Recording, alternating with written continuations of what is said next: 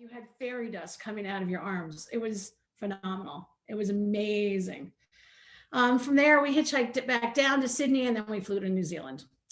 So that's, and I don't really have many pictures of that. I'll show you what I have. But mostly I spent a lot of time in Sydney, and I will go through that. And then in 2018, I went to Tasmania. And then, or 2017, I went to Tasmania. 2018, I went to Melbourne and Victoria Coast. Okay. So I just wanted to give you some information because I have had people ask questions. Australia and continental US and Australia are almost the same size. There's 25 million people who live in Australia, mostly, as I said earlier, all along the coasts. Okay. And obviously this doesn't include Alaska, which is probably just as big. Money, it is 77 cents American to an Australian dollar. They have a lot of coins and they have a lot of really cool animals on their money. On the one on the left, if you can see it's a platypus and it's like buried in the water. They're super, I've never, in my three times to Australia, I've never seen a platypus in the wild, but even the money tells you how hard it is to see them because it's like tucked in there. This is like the quintessential picture of almost everywhere I was in Australia. It's somebody carrying a surfboard into the water. This is Sydney. This is Sydney. I think that everybody knows what the Opera House looks like. Everybody, no matter where you are. And when I went to Australia, that was the only thing I knew about Australia was the Opera House. And it was actually created by a guy from Scandinavia. I can't remember if he is Danish or if he is from Sweden or whatever, but he was peeling an orange and he cut the parts of the orange apart and created this whole thing. So that's how the whole shape started. And he was run out of town after they started building it because everyone hated it. Subsequently, it's like, you know, everybody knows it. And it's one of the things that people go to Australia to see. Here's the kangaroo sign. I feel like this is through all, we went, this is taken just south of Sydney, but they have, their kangaroos are like our deer. It's crazy. Here's some fish market. Everyone told me that you guys would want to know about food. So here's some food pictures, everybody. Here's the fish market. Everybody has a fish market, but Sydney has a huge fish market. Here's some oysters. More fish market. Here's the ice cream. Now, Australia is a big, huge melting pot, and everybody has come to Australia. So when someone asked me what is the quintessence, like what is the thing that Australians eat? Vegemite. It's the only thing I can think of because everything else is just, you know, all the different cultures brought all their foods and they celebrate them. And it's, you know, eating is very good in Australia. Here's your meat counter. Here is like a, we got it at the dock one day. I forget what they call it, but like maybe a seafood bedley. And this probably costs just for financing, probably about $15 Australian, which would be about $12 American. This is one of the cafes that we ate at, just very whimsical. Australians have a fantastic sense of humor and they're really good sense of style, I think. This is a converted, this is my food part. This is a converted warehouse. The Australians, there's a lot of money in Australia. They never actually, when the world crashed in 2008, they didn't crash, which is pretty amazing. Being in Asia, it's kept them afloat. They now are going back and taking old buildings and reusing them. They're very good about recycling. They're very good about environmental things. So I was there for Christmas 2 years, and this is what everybody shows up at your house with. This is a pavlov. I think it's like a pavlova, and it's just amazing. Everybody knows how to make one of these. I have no idea how to make it, but they would show up at your house with them. Surprise. This is one of the cafes. right on the beach. And this is a little water. People are very kind to their animals in Australia. Very, very kind. You'll see dogs everywhere. Shrimp on the Barbie, of course. How could I leave out that picture? And here's a can. So speaking of animals, we go from food to animals. And I think that's what everybody knows Australia for, because they are, because they have such interesting animals. I was listening to a podcast and they were telling me that when Pangea was breaking up, when the earth was starting to shift in back in the days, Australia broke away just as animals were starting to form and starting to give live births. So all the animals, when the continental shift came with Australia, all those animals separated out and a lot of them became marsupials. So they would give birth and then they put it in the pouch and wait for it to go farther. This is a wallaby, which is essentially a smaller kangaroo. Here's another kangaroo. And this one, I've got some videos in here as well. Exactly like deer. You see one and you think you're never going to see another one, and then they're everywhere.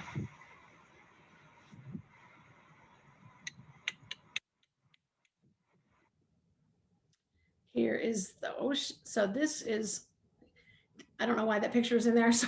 Sorry. This was in the airport in Hobart, and they just had all of these animals, like not in a display case or anything, but like on the benches or somewhere else. And they developed all these, I guess they're made out of brass, but I thought it was pretty interesting. These parrots fly all over the place. They're not specific to ownership. They're wild and free, and they're pretty beautiful. They're loud, but they're pretty beautiful. This is a jellyfish I found on the beach.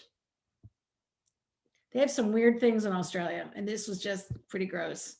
Here is, I think it's called an enid. It's essentially like the Australian version of a porcupine.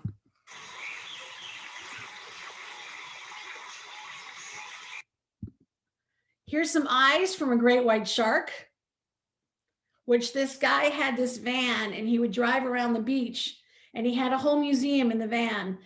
And they're really concerned about people being afraid of sharks and then killing them, and they need the sharks. So they had these, he has like a whole display in his van where he just showed you how sharks were developed, how they really don't kill that many people, how important they are to the whole ecosystem. And here is some clownfish from the Great Barrier Reef, which are really my favorite fish before even Finding Nemo, because they live in these sea anemones and they just bask all day. It's very nice. Here's a little baby shark underneath a boat when we went diving. Snakes. You have lots of different things in Australia. Spiders, snakes, all the fun stuff. Here is a koala. Now this was taken in a zoo, but I have some in the wild. The koala bears, the koala bears, how they evolved is that they are the only ones who eat certain eucalyptus trees. And the eucalyptus is super toxic to them. So they spend 20 hours of the day trying to break down and digest the food. And so they look drunk all the time, and they're very, very slow moving, and they're asleep all the time. And that's why. Here's more kangaroos scratching away. Here's some other, so there's a wallaby in the corner, and the middle bird, that's called an ibis, and those are all over Sydney. You're walking along and they're just all over Sydney, downtown, in the parks or whatever. And then another parrot, I believe. Kangaroos, penguins. We went down to Melbourne and there's penguins everywhere. We went down to a penguin colony and they're just beautiful. And they're just, these were the tiny ones. And they do the march and they went out at night and they went to their eggs and they all came in from the water. The parent penguins will go and swim for like 3 or 4 days and eat everything they can, and then come back to the nest and throw it up for their babies. And you can go right down and see them. Here's the lizards, which are a little bit scarier to run into because they're a little bit not central New York and they kind of freak you out. Jellyfish. So when I got to Darwin, the jellyfish were all over the top of Australia and you couldn't go in the water at all. And then they had these signs everywhere that told you what to do when they came, and they're seasonal. So there's a time you can swim and a time you can't swim, but they have, this would be like in front of the beach and they would tell you, hey, there's jellyfish and there's a thing of vinegar in there that you can take to the beach if someone gets stung. And then, I think they tell you to pee on it as well, but whatever you got to do. This is just shows you how like crazy the kangaroos are. They're just everywhere, but you don't realize that when you see your first one. Here's a koala bear. See how its eyes are kind of closed? It's just hanging out in the tree, digesting its food. Now we went to outside of Melbourne, and we were told that there was koala bears all up and down this road.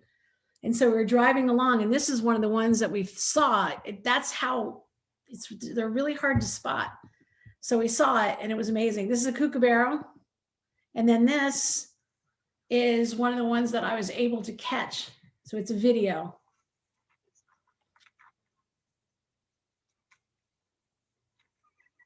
It will move, I promise.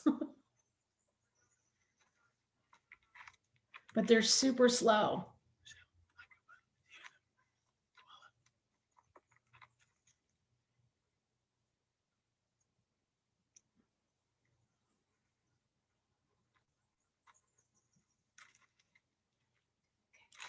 I think you can see his claws.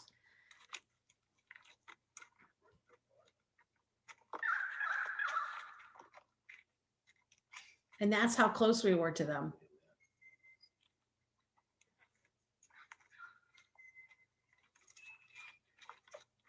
They don't move fast and they're not really afraid of you. And this was before they had all those fires last year in 2020, where they said a lot of them caught on fire. And I think because they just don't move that quickly. And that's how close I just put this in there to show you how close we were and how they really weren't afraid of us. And we just drove down the road and there were a whole bunch of them. And I think I put this picture in because I feel like this is really Australia. This whole video is just super Australia. These two little kids cruising out, taking their surfboards to the water. And this is in Sydney. And that's my friend. The beach life is the beach in Sydney. Everything's there. You drop your kids off and they run and they do water safety. They learn how to be junior lifeguards. They can surf, they can swim, they do all of that stuff. It's like their playground. Okay. So this is, well, I did it wrong. These are my only pictures I have, or the only pictures I could find for my trip in 1993. The one on the left, I took in a cave, and the one on the right, I put up to explain the Aboriginals, because I think that's really important for Australia. So the Aboriginals when Pangea broke up, I believe that the Aboriginals are the oldest known inhabitants of the world. That's what I know. Please feel free to tell me that it's not true. But they, in order to get across Australia, they have these things called song lines. So they would sing like, we're going across, we're walking. We see a big rock, we turn left, we're walking. We see, a bunch of grass or whatever, we turn right. And that they have a whole song that takes them from point A to point B, because they didn't have maps. They didn't have any other way. It's very, very much a desert. So I think you could get lost and start to go in circles. And their artwork reflects the way that they traveled. So this artwork here, you can see the green area where you see where they have like those C's or U's. Those represent somebody sitting down because of the marks you make when you sit in the sand. And the lines and then the circles are how you go across. And, and then they make art out of it. But that's how it originally started, the Aboriginal work. And it's a lot of dots. It's a lot of geometric shapes, but they all represent something. And I think that it's very interesting. And if you're interested in it, you should definitely Google some more of it because it's really beautiful. The picture on the left is us standing in front of a termite mound. So that is a big mound, and you can see one in the back. And this was in Kakadu National Park, which is right outside of Darwin. The picture on the right is just going around that whole, from Darwin all the way to Perth. You see a million of these. It's just flat, it's grassy, lots of sand, lots of desert. Okay, then here's Sydney. Oops, so here's Sydney. So one of the things about Sydney is, if you can see, where it's all a series of coves and the water goes all the way in. The mass transportation in Sydney consists of buses and ferry boats, which is pretty cool.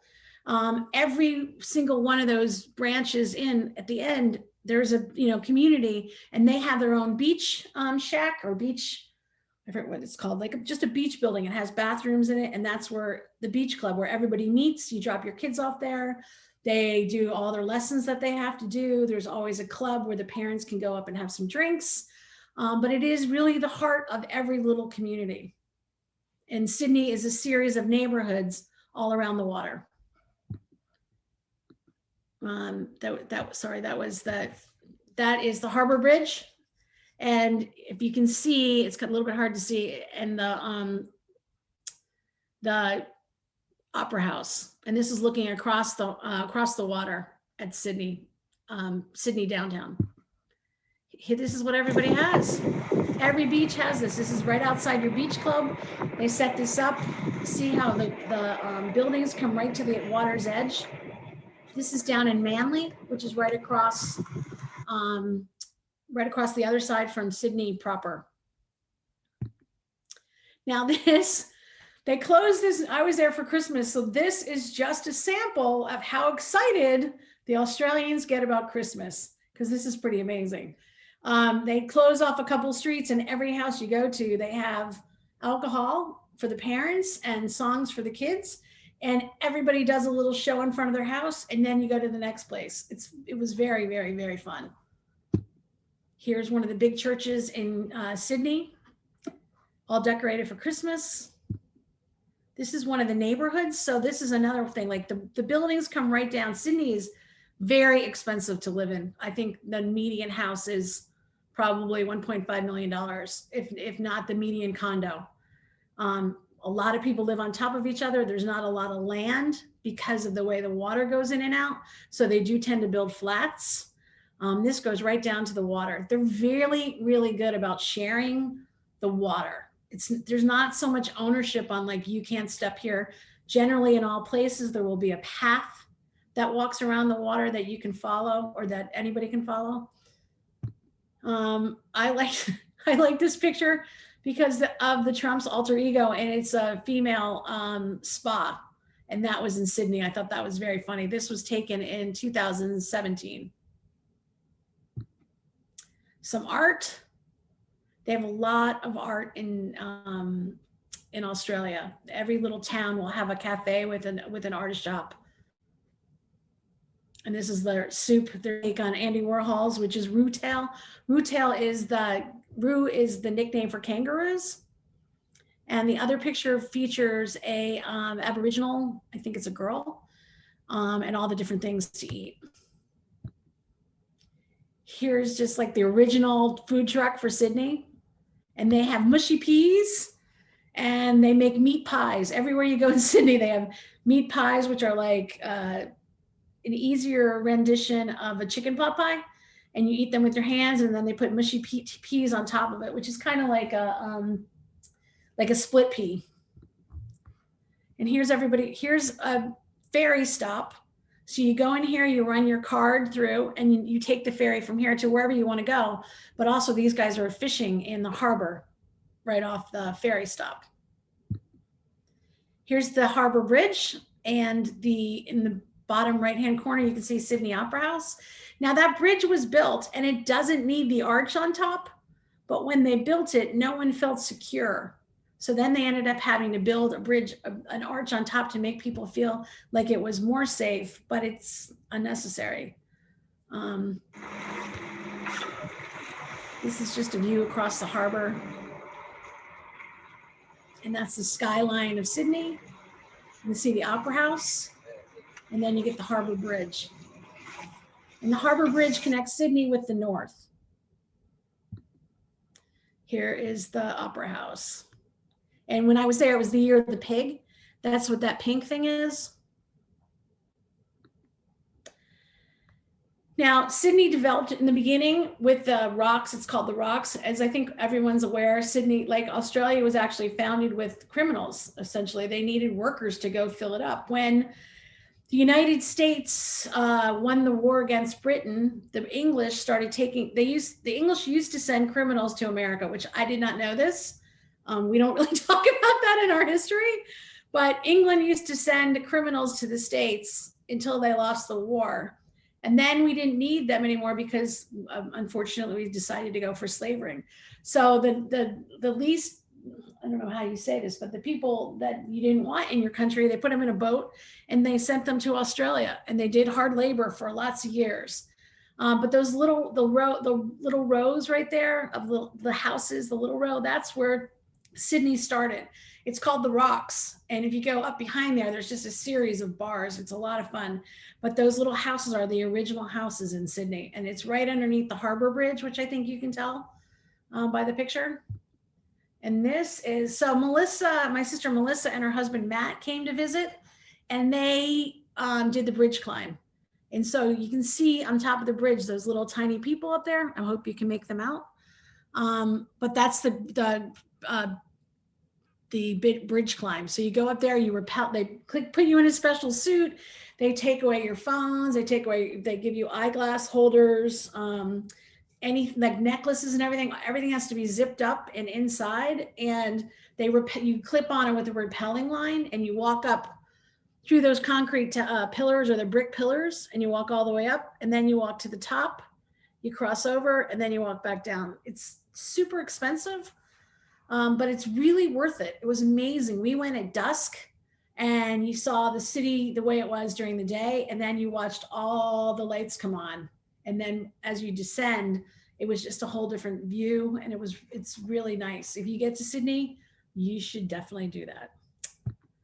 There's me and Melissa and her husband Matt, and we are just doing a walk around the coast of Sydney. There's tons of walks that you can do all around, and every place is just as beautiful as the last.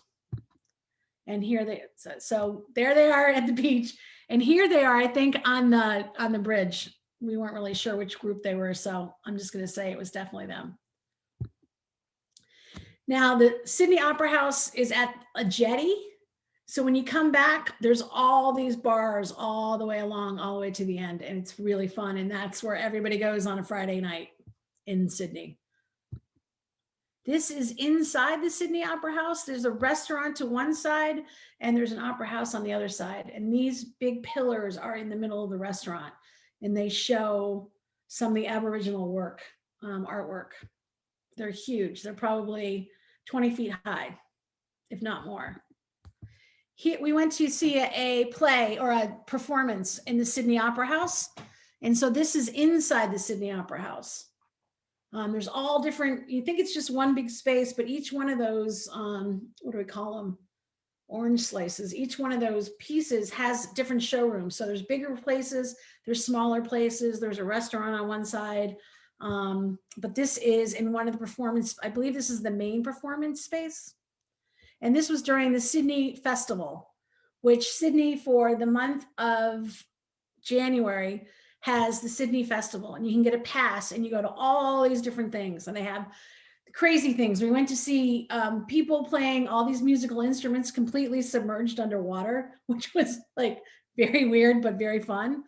We went to see something, it was called 1,000 Guitars, and the whole room was just filled with people around the outside playing the same song, which was pretty interesting too. It was very, you could feel all the vibrations. This is like a close look at what the opera house is made of.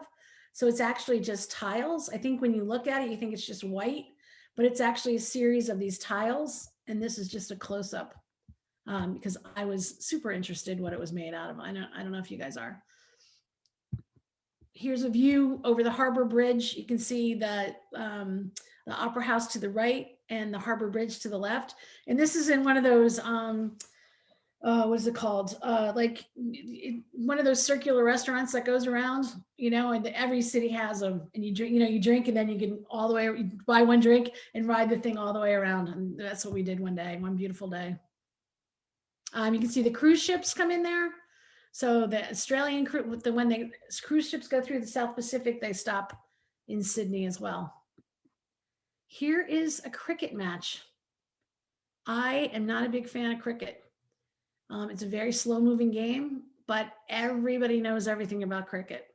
And it's one of the things you kind of have to know to talk to Australian people. So I say Google it, and so you can talk to people in bar for conversation, but it's a super boring game. And this is a little kid, because everybody in the stadium had their Kentucky Fried Chicken buckets on their heads. I don't know if they do that in stadiums here, but you can go and just get the bucket without the chicken to put on your head, and they give them out at the door. These are some little girls who were selling some stuff on our street, and I just thought it was so cool. They made all these bags for shopping, because they didn't have plastic bags when I was in Australia. So they made these bags and then sold them in their little front yard. And I just thought it was a little entrepreneurial spirit. I went to the Sydney Women's March, and these are just some pictures we took. It was in the park. Everyone was happy. It was, you know, it was like the march in DC and I guess in Seneca Falls as well.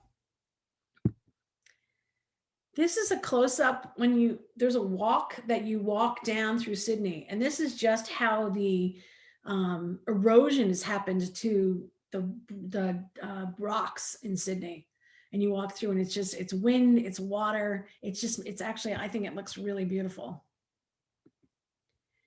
I thought this was worth sharing because I thought this was pretty interesting. This was on a walk in Sydney where there's several cliffs, and they had somebody kill themselves, and they jumped over the side, and they realized that there was no way to help anybody. So there's two things. It's a dual purpose. One, you can call the police from there if there's a problem.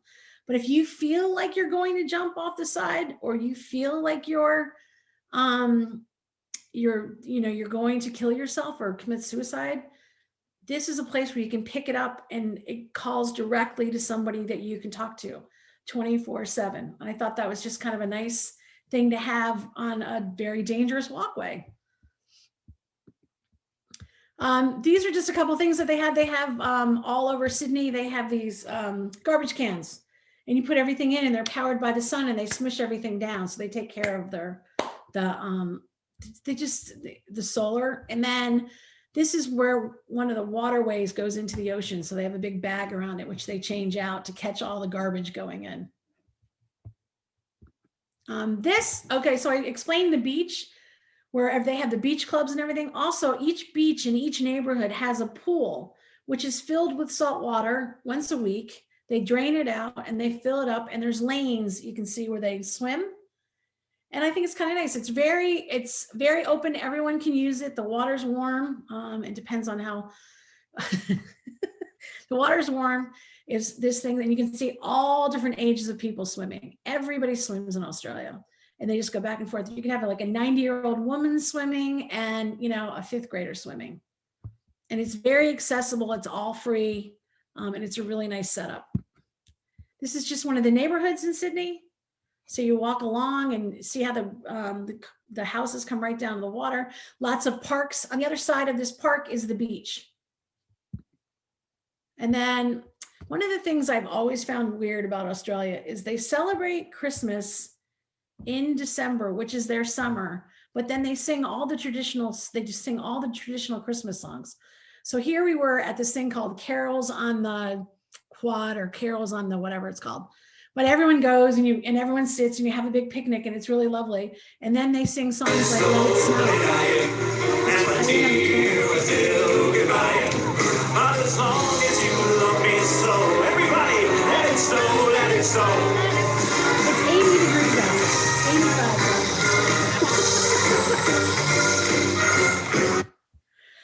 85. This is just a beach. in Australia. This is in Sydney. There's some more erosion. There's how close the houses are. There's one of the walkways. Lots of public art. This is in Bondi Beach, which is one of the most famous beaches in Australia.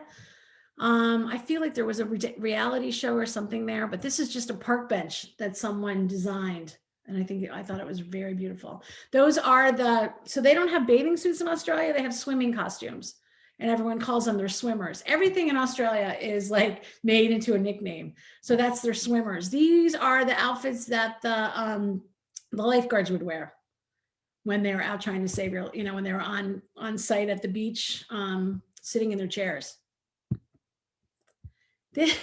Australia Day is January 26th, and it's exactly like 4th of July here.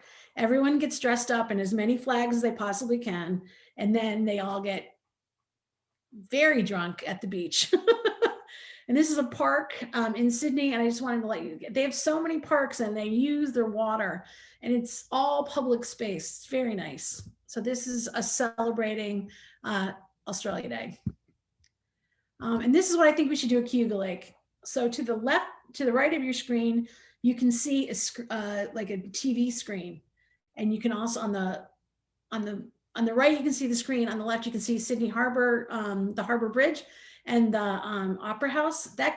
It comes out of the water and it folds up, and then they show movies there, and it's wonderful. Everyone can see it. They put up bleachers and stuff. They have a bar, and they have food, and they do it after work on the weekends in the summer, like on Friday nights. Just some art. This is one of the towers that you can climb up. They're basically the fire towers. So as you know, Australia is having a problem with water. The rest of the world's having a problem with water, and that's why they had all those fires in 2020. But it's pretty flat, and they can climb up these towers, and that's how they identify if there's some kind of smoke somewhere around.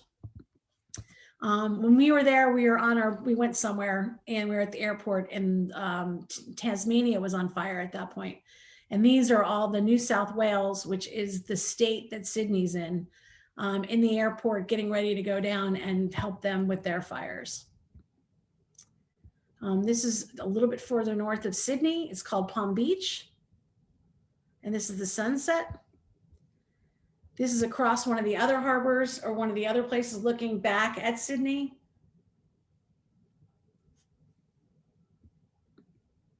Here is all the people at the beach learning, getting their lessons on life-saving.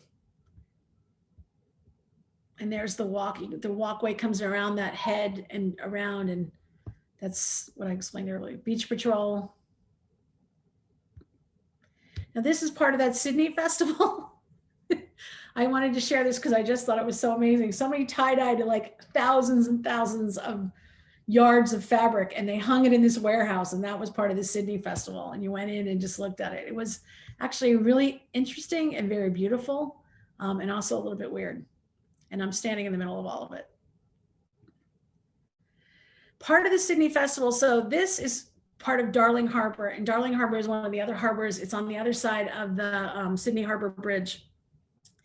And the Aboriginal women were in charge of fishing. That was their part in their society. The women were the fishermen, or the fisher people. And when the Aboriginals were there, when the new settlers or the people from England or wherever came in, the white people came in, they started fishing and took away the women's job. And that caused quite a lot of problems and a lot of hardship. And this was actually a really cool thing. So this is part of the Sydney Festival as well. And what they had you do was went to the water, and you took a bucket of water, you went back into this freezer, and you poured the water into a mold, and you made these ice fish. And so they would give you 2 ice fish, and you went out and you walked down the path, and you put them on a burning fire. And that was to like give the fish back to the Aboriginal women. They were trying to get 4,000 fish back. So what ended up happening is, because the women were in charge of it, when the white people came in, they overfished because they realized that they could have more power that way. There's a better story than I'm telling. that I'm telling, forgive me, but they ended up fishing in one day what they normally fished like a month. And then, you know, you got to remember that back then they didn't have refrigeration or anything. So there's a lot of spoilage. There was a lot of overfishing. It caused a lot of hardship on the women. It took away their jobs in a way, and caused a lot of problems. The Aboriginals, just really like the American Indians, got moved off their land and moved off their land and moved off their land into less desirable land, less desirable land, less desirable land. But they were, you know, right at Sydney Harbor. Sydney was, you know, they were there before anybody else because they're the Aboriginals. This is, I found this really surprising. From the first time I went to Australia to the last time I went to Australia, when I first went to Australia, drink driving was, you know, kind of a game, actually, in a weird way. A lot looser restrictions, and but it was also 100 years ago. But this is something that you, when you go into the parking garages, this will be on the wall, and this was so you could check your blood alcohol content before you got into your car, so you would know if you were good or not. I just thought this was very responsible. Here's Sydney again on a rougher day, but you can see how the houses come right in to the water and form around those rock formations. It's the boats.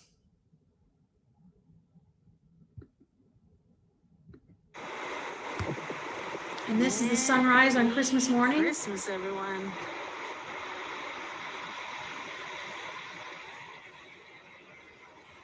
And this is just a little bit north of Sydney downtown.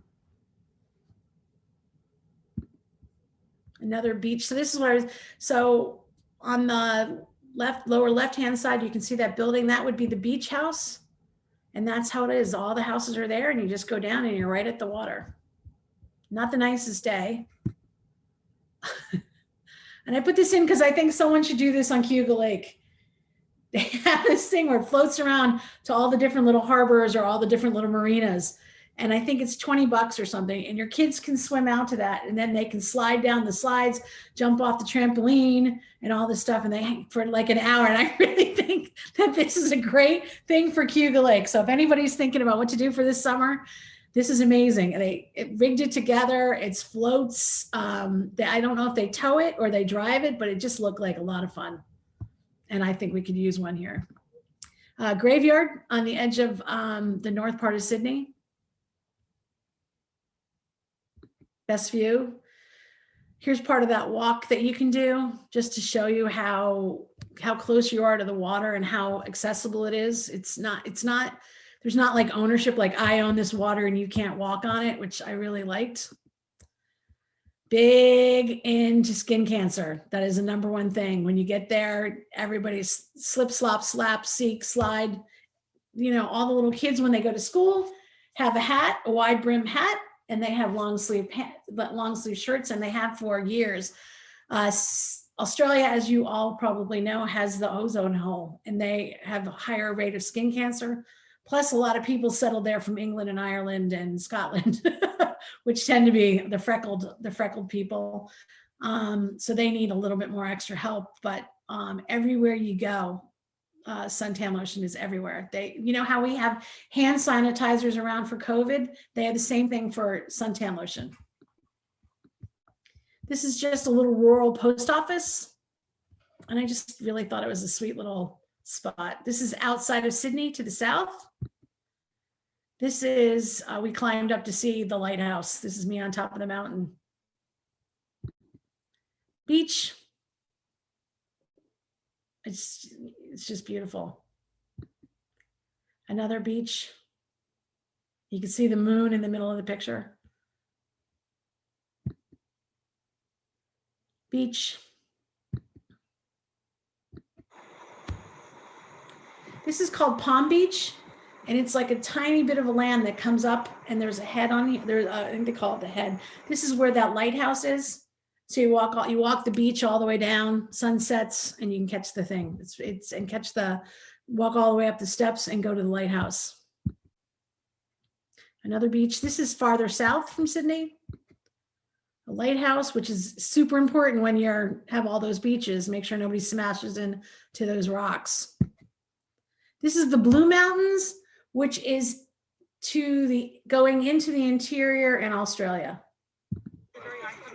And these are the three sisters. Beautiful day here at the Blue Mountains. And they're called the Blue Mountains because of the eucalyptus. Gives them a blue hue.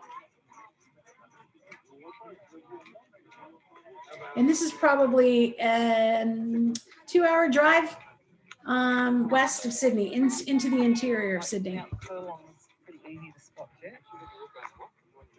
A ruined castle, it's called. Okay. And so we went to Tasmania. And this, okay, so I put this in because I really wanted to share this with you. Hobart is the capital of Tasmania. Tasmania is the island that is underneath Australia. It's part of Australia, it's just another state, but they have this really funky museum. And the guy who owns the museum is like either a hedge fund guy or an art guy, or he has gazillions of dollars, and he's spent all this money on these things, and it's really interesting. They have this room where this picture is from. It's a video actually. And they've taken food and they put it in, and then through a series of these, I don't know, like these containers, they put in all the stuff that digests food, and then they suck it up and they bring it to the next one and the next one and the next one. And at the last one, you see where it's all extruded. And this was their art project. And I just had to share it with you because I've never seen anything like this. So you can see it's like in stage 1, and then it goes up and comes down, and they add whatever else they need to add for digestion. And it goes up and it comes down, and they do the next process. And it goes up and it comes down, and they add the next thing, whatever chemicals they put in it, whatever chemicals are for digestion. And then they go to the last place, and then 3 o'clock every day, it extrudes this stuff into a glass. I thought it was amazing. This is one of the other things. I didn't put so many pictures of the museum, but this is a Lamborghini, and it's supposed to show how obese everyone in the world is getting. And so this is an obese Lamborghini, and I just thought it was kind of fun, art-wise. Tasmania is where a lot of the criminals and the early settlers came in to Australia, and they have, all these stories. They would come in and work for so much time. This is one of the ruins in Tasmania. Tasmania has all that history that's still there. Most of the other, like Sydney and Melbourne, have wiped all that out and built cities on top of it. And here is Tasmania. Tasmania actually snows. Tasmania is a lot colder because it's farther south. Tasmania has 4 seasons.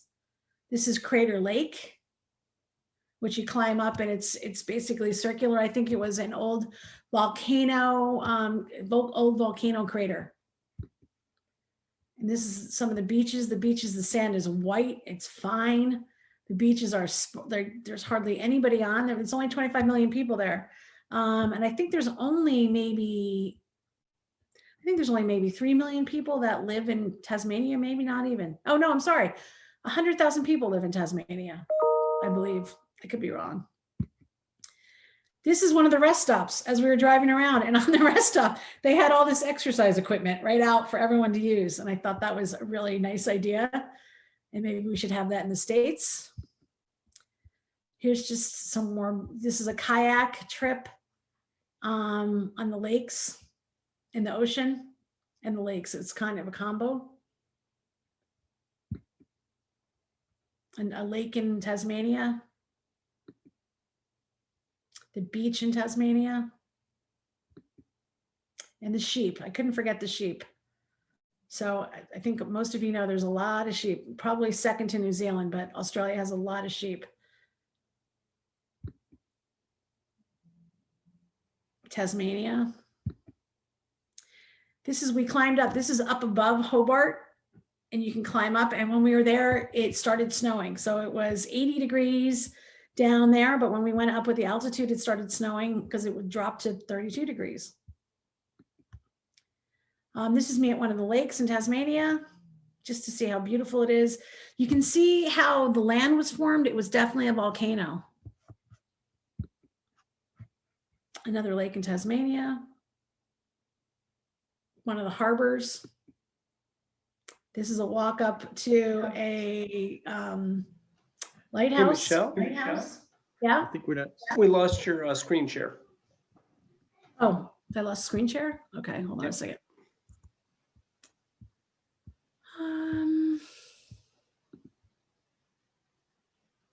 How do I get back to screen share? It's that green button down at the bottom. Got it. Sorry about that.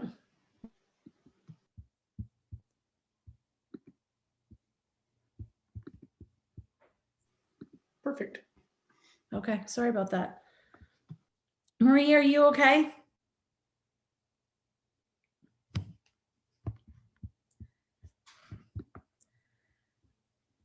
Looks good. Okay, oh, hold on a second. I'm gonna do play. All right. So this is when we went diving. So this is the second time I dove on the Great Barrier Reef. It was a little bit different. We went out on a boat. I had a little bit more money. The first time I did it, I went on a backpacker's boat and it was 11 dives in 3 days and it was amazing. And I got, you know, all this stuff. This was a little bit more, we went down and my friend Malcolm didn't know how to dive. So they hooked him up and took him through. I think it was like a very good, if you don't know how to dive, it was a fantastic intro because you still got to see fish, you still got to see other stuff, but you were safe because we were really like right underneath the boat. So I just thought, this is me with the Great Barrier Reef, or maybe not me, I'm not sure. This is a train we did so we went, this is no longer in Tasmania. This is we went up to Cairns or Port Townsend, which is way up in Queensland. And that tends to be more tropical. And if you're going to go on the Great Barrier Reef, you really need to know what time of year you're going because it gets really, really, really hot and it's too hot to do anything. And then it rains all the time. So you want to make sure that you go probably in the spring or the fall, but you don't want to go in you don't want to go in the middle of summer. So this train was you took the circular route and it went around and it showed you the top of everything. And it was an ode to the mining. There was an awful lot of mining in Australia. I believe the richest woman in Australia has her money from mining. Pretty much the whole middle, they dig down and get opals. They get all sorts of kind of things. I'm not even sure exactly what they mine, but that's where they get a lot of their money. This was a ride that we took up to just show you. So this is in Queensland. It's more tropical. These flowers are just growing everywhere. You can see a little boy at the bottom of the screen fishing. It was just a beach. You can see the palm trees. This is North Australia. The trees are huge. You can see the big ferns.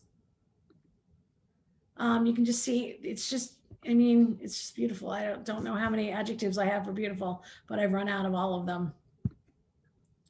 And don't worry, we're finishing up. So this is Sydney this is Melbourne and the Victoria Coast. So Melbourne's on the bottom of Australia. Across from Melbourne is Tasmania. And that's where you can see Melbourne's there and we went to the left and followed it all the way down. And that's where you have these. And this was just amazing.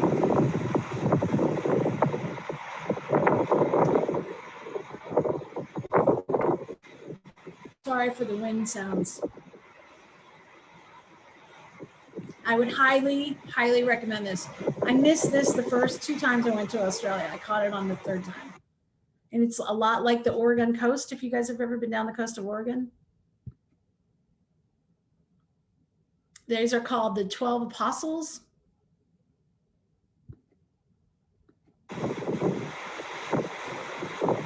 And there's outlooks, there's rest stops and viewpoints all over the place. And you can also walk all the way down by the water. This was absolutely worth it. I would rent a car and do this 1,000 times. This is just the coastline in Australia, in Victoria. As you can see, a lot of it looks the same because you're right on the water, but it just gets more beautiful every time you go.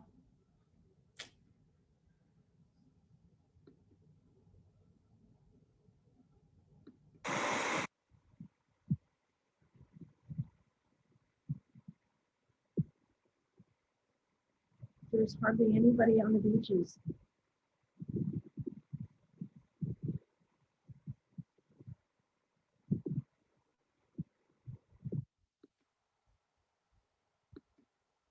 This is another one of those. Just the way the water eroded. Different kinds of trees. Here is Melbourne. Melbourne is a great city. It's very much of a walking city. Sydney has a lot of hills, and all the water makes it really, all the water in the inlets and everything make it really hard to walk straight through Sydney. Melbourne is a nice walking city. They have a tram that goes everywhere. It's all laid out. It's a really nice, it's a nice city. It's worth your time to go to Melbourne. I think even a little bit more than Sydney as a tourist, because there's so many more things open to you. You can walk to cafes. You can go to, we went to the Australian Open when we were there. We just walked around everywhere. This is some of the styles of the houses. These are the older homes.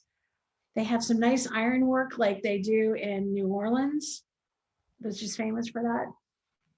Little wrought iron fences, little lanes. There's a coffee shop on the end of everybody's street. This is the Australian Open. Now, one of the things I want for the Australian Open, if there's any farmers listening, how the Australian Open works is you buy a ticket for the day, and then you wait in line, and however many people come out, so many people come in. And so you can go and see all the different people playing. It's a really nice system, especially if I don't know that much about tennis, and I wasn't interested in spending gazillions of dollars because I wasn't interested in it. But it was nice to see things, and we could hop around and you could stay for a certain amount of time. But the line, we waited in line for like an hour. And there was this farmer who was standing next to us, and he and his father had, I have no idea how big the farm was, but plus 1,000 acres, if not bigger, maybe 10,000 acres. I have no idea. Forgive me for that. But I was talking to him about what it's like to be a farmer, especially with the water droughts and all the things that are going on. And I found vegetables in Australia to be very expensive. I don't know why, it seems like they could grow a lot of things, but it seemed really expensive. And this guy was telling me that in Victoria and in New South Wales, the farmers have to pay $1,000, or sorry, $120,000 to get the permit to use the water. And the water is rated for people, animals, and then plants. So the first people to get the first, the top tier is the animals or the people. And then the animals get it, and then the crops. So he was a crop farmer, so he came last. So they had to spend $120,000 just to get a permit, and then they paid for all the water that they used. I just found that really interesting, because that's probably why everything costs so much money. But that's what they're doing because they are running out of water. So I thought that was kind of interesting. I hope you do too.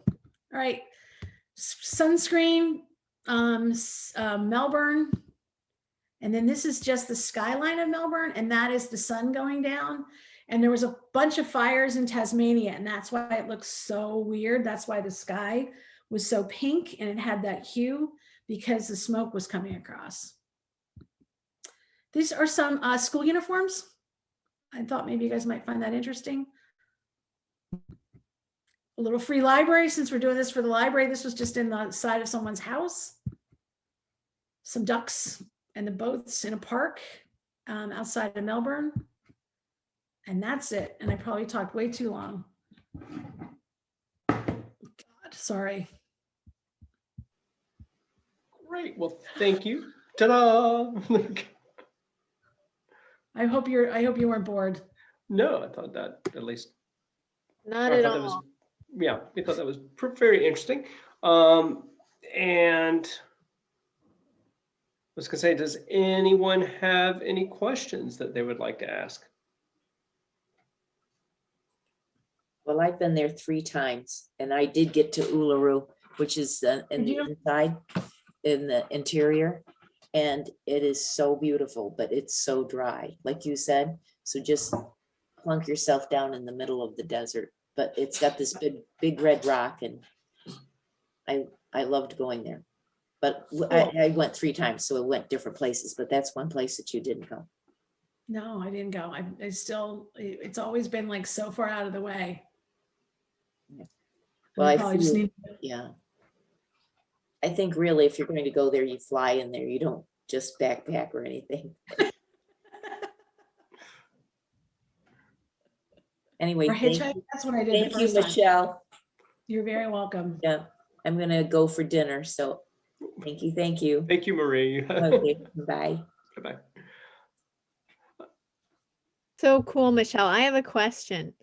Please do. Sorry, Yeah. sorry it's been so long. Sorry I was long. I didn't realize Oh, how it's much I was. great. It's great. I've never been and I would love to go, especially. Good. That was one of my goals, Monica, to get somebody to go together. Yay. Yeah, especially to dive on the Great Barrier Reef. And I was wondering if you noticed, because I know there's been, concerns with bleaching and the climate change impacting the coral there. Did you notice a difference between the first time you went and the second time you went?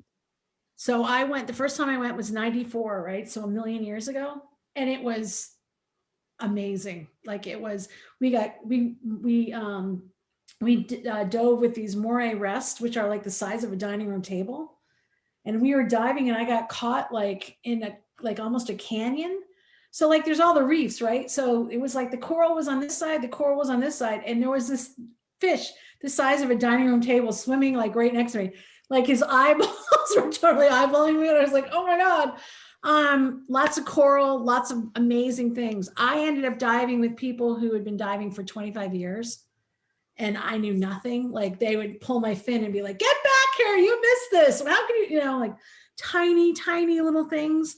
The second time I went, I didn't see as much, but it was a whole different thing. The first time I got on a boat and we went out and we went diving 3 times a day and we did night dives. And night dives are like amazing because it's pitch black and you have a flashlight and you're just like, it's almost like Star Wars, right?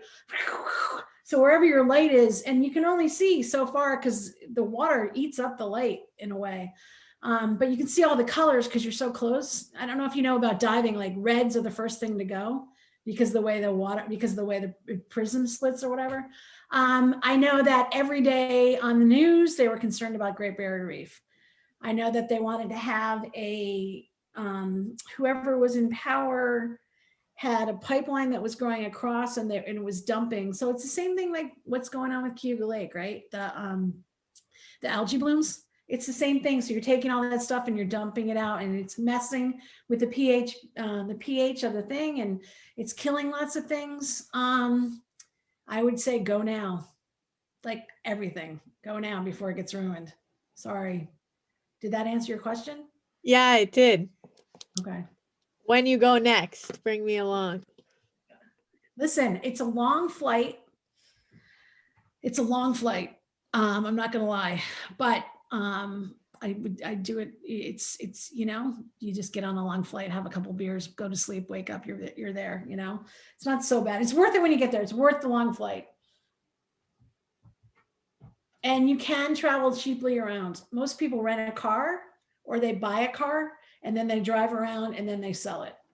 And you can find a bunch of people to get together. There's backpackers everywhere. It's super easy. Even in we went to the West and there was nothing there and there was a backpackers, and somebody sharing rides. I shared rides the whole way. We hitchhiked up and down. We had no problems at all. And this time as an adult with a rent-a-car, we picked up a bunch of hitchhikers and drove them around. We stayed in, I made Malcolm stay in hostels because I wanted to meet new people, so they're still all thriving. It's really good. Australians get, I think they get like 6 weeks off. I think they get 6 weeks paid holiday, but most Australians will go on a walkabout and you can go to your boss and say like, hey, I'm going to wherever for a year, I'll be back. And they'll hold your job for you, which is, we don't do anything like that here at all, but they will. And most people go away. And when Australians travel, they go for a year and then they come back. And so you'll see when they went out and they went and saw all these things, they bring it home and then they create kind of the similar things in Australia. So there's a lot of very travel friendly things in Australia. because everyone's used to being a traveler. So it helps. Any other questions? Michelle, I have a question. Can you hear me okay? This is Anne. I can. Hi, Hi. Anne, how are you? I'm good. So I was curious when you were talking about the Aboriginal culture, how are they pretty much interspersed with the Europeans, or are they more like they have their own tribal areas? And So I think it's really very much the same as American Indians. That's my, like, listen, I only know what I know. so they're on like But- reservations, or Yeah, I think basically that, they were the only ones there. They started on the best pieces of the land. And then the white people came in and pushed them farther and farther away. They did the same thing where they took their kids and said, oh, you can't possibly raise your own children because you don't know what you're doing. And the white people can raise them better. So they split them off like that. They, yeah, I don't like but white they people were very much. I'm sorry. I don't like white people very much. Well, I think it's very, very similar to American Indians, and then they've had a lot of problems with, because the Aboriginals, it depends on who you talk to, because there's always two sides of the story, right? But there was always stories when we were up in the back, like when we were up in the bush, should I call it? Like we're in like the north of Australia and the west of Australia. Everyone always would have to tell us a story about how they gave these people a house to live in, and they couldn't live in the house, and they, broke all the windows and broke the door and started a fire, and they were like, they can't live like us. And it's like, yeah, because they can't live like you. That's not their thing. They don't have the same customs, and they were always, I don't know if you were there when I talked about the song lines and stuff. They're nomadic. Oh yeah, They yeah. always- The artwork, right? yeah. So they would travel around and they would get to the next place, and the song lines would bring them from one side of the country to the other side of the country. That's And fascinating. so then they would put them in houses and say, like, you have to live like we do. It doesn't work. And I No. think there's a lot more, like with the rest of the world, right? We've all evolved to like acknowledging Indigenous people, which is sad to say it like that. But I think it's very much the same thing. You come into a country, you take it over, and then you're sad because they don't act like you want them to. And then you realize, oh, maybe you have a little bit to blame, and oh, how do we fix things? Yeah, I have a really good friend who is from New Zealand, and she talks a lot about the Maori people. But they actually have areas where you can go, and they are very receptive to visitors, and they'll teach visitors their dances and their songs, and so they do have some areas where they're really welcoming to people, just to try to share their culture to keep it alive. It's like night and day. It's not night and day. It's like, it's just two different kinds of people. Yeah, It's two different kinds of, even though the countries are super close, the Maoris are more Polynesian, and they had a whole different life as well.